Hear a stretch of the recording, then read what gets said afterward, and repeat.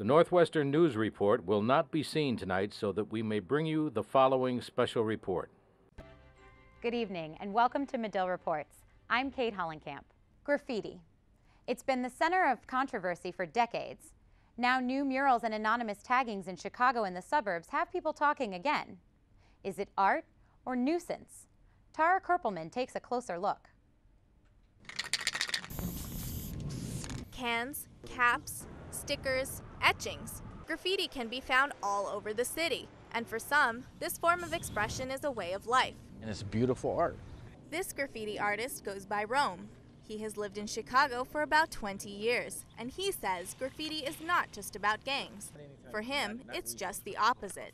The more and more I embraced the art form itself, the more and more it took me away from just getting into, the gang mentality, lifestyle. You got guys that go to a wall and put 12, 13 hours on a wall.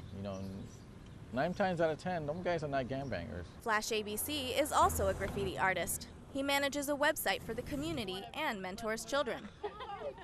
He and Rome are from different crews, but some days they work together on so-called permission walls.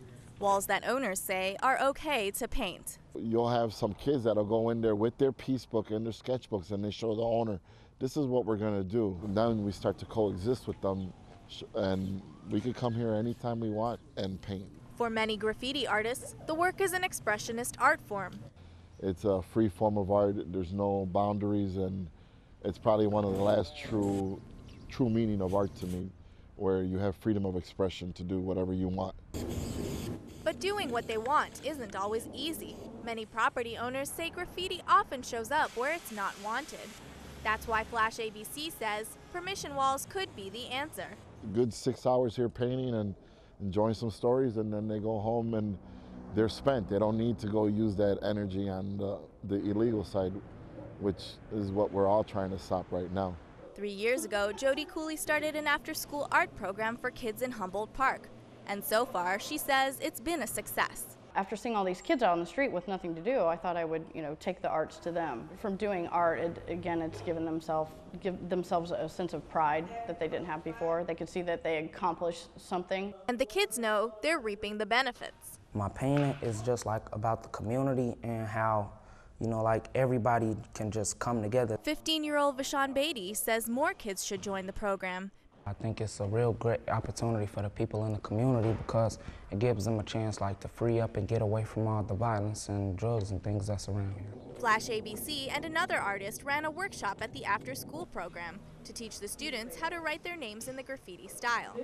That program, it really helped me get better at my art and do better things with it. It taught me how to use oil pastels and stencils and things that'll bring more variety into my art. The students learn to use their art to clean up not only their own lives, but their neighborhoods too. The kids at Graffiti Zone work together on murals and always leave a message behind. It's one of the best feelings in the world from start to finish. If you live in an impoverished area that's really dirty and nasty, it's like you welcome a nice painted wall. Legal graffiti, I think it's fabulous. Although murals help these kids beautify their neighborhoods through creative outlets, for property owners, finding graffiti tags and etchings on their walls and windows is a nuisance and an extra cost. Well, the cost to repair the glass could run from $100 to thousands of dollars. Jerry Alonzo is the owner of Miracle Glass Renewal. This company helps the Wicker Park Bucktown Chamber of Commerce clean up the neighborhood. It's a big growing problem in our city. It's been seen more and more every year. There's more and more graffiti cause more damage to the glass. Giarmo is part of the neighborhood's graffiti abatement program. It was started for businesses almost 2 years ago. Basically to give them some kind of relief as far as actually having their windows replaced and then an anti-graffiti film put onside the windows. But Cooley says real graffiti is art. What we're seeing throughout the city with just the lettering and somebody's tagging or etching on somebody's building is not graffiti art.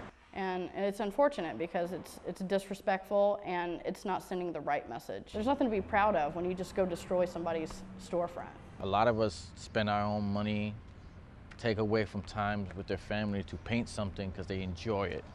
And that being said, should give us that respect that we're artists. Graffiti has a significant history, and without it, Cooley says the world would be a different place. The root word of graffiti, to write, is, you know, to send that message. What if the caveman didn't write on the walls? Where would we be if people didn't leave their mark? And even though making their mark may come with a stigma, for many graffiti artists, it's become a way of life. In the meantime, the battle over interpretation continues. Tara Kerpelman, Medill Reports. If you're caught and convicted of criminal tagging, you could face a fine anywhere between $200 and $750, plus the cost of damage repair. You could also face jail time or community service hours.